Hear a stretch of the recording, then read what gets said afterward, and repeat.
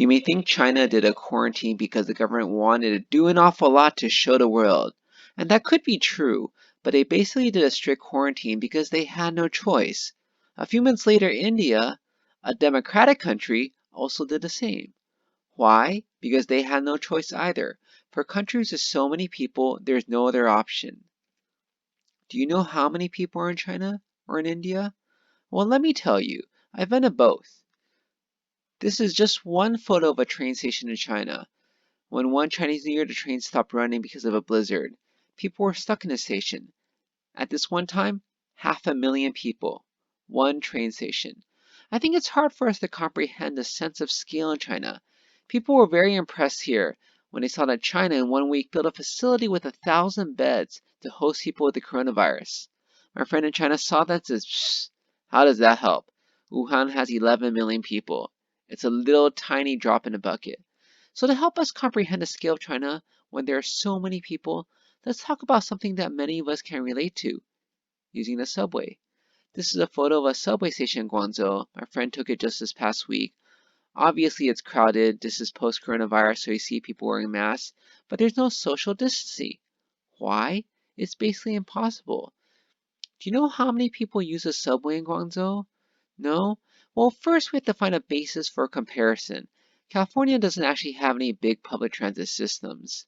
So let's look at New York City, which is known for having the biggest subway system in the world. What they mean is the longest. I doubt, though, with the continual expansion of subways in China, this will be true for much longer. Guangzhou's metro, for example, has 271 stations. And what about usage? Let's take a look. Guangzhou has a ridership of 9 million a day. New York City, the biggest city in North America, less than 5 million. In terms of the busiest station, which for New York City is Times Square, 42nd Street, they listed 200,000.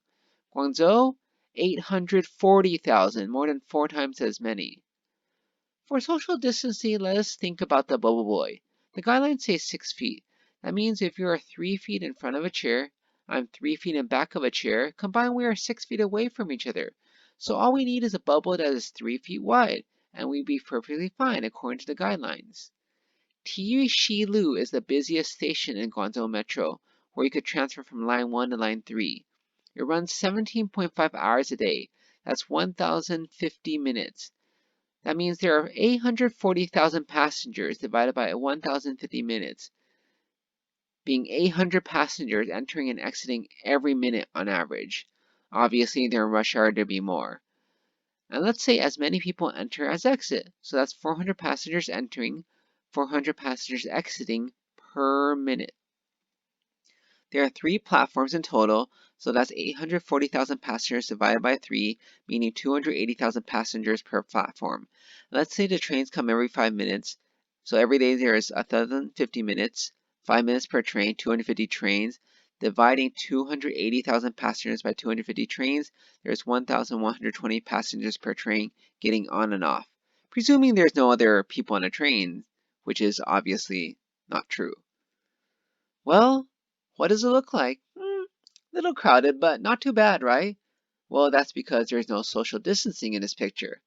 Let's take a look first at the platform space.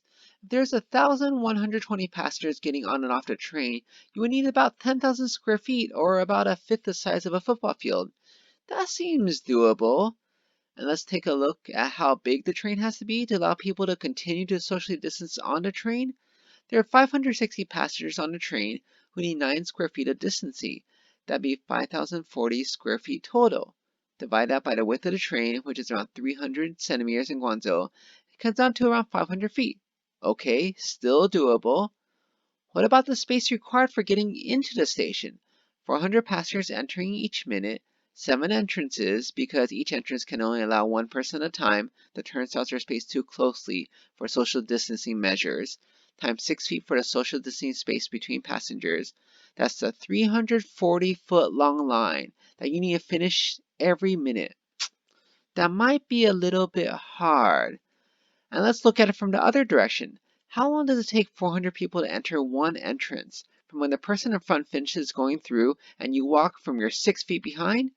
3 seconds is extremely optimistic, but even with that, it'd be 20 minutes.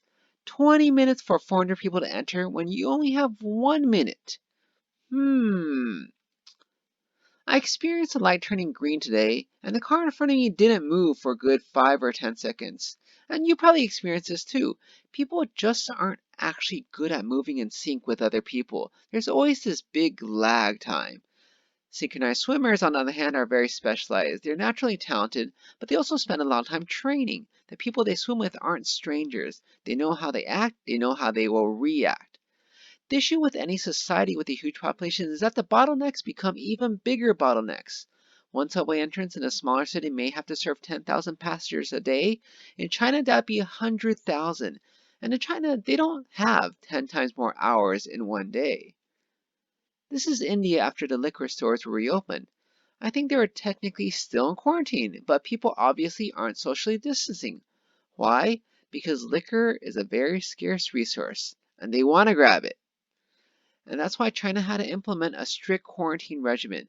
Because if they wanted any chance at reopening afterwards, they had to practically wipe out the virus. They knew there wouldn't be any social distancing afterwards, because there simply isn't enough time for everybody to wait in line for every single thing.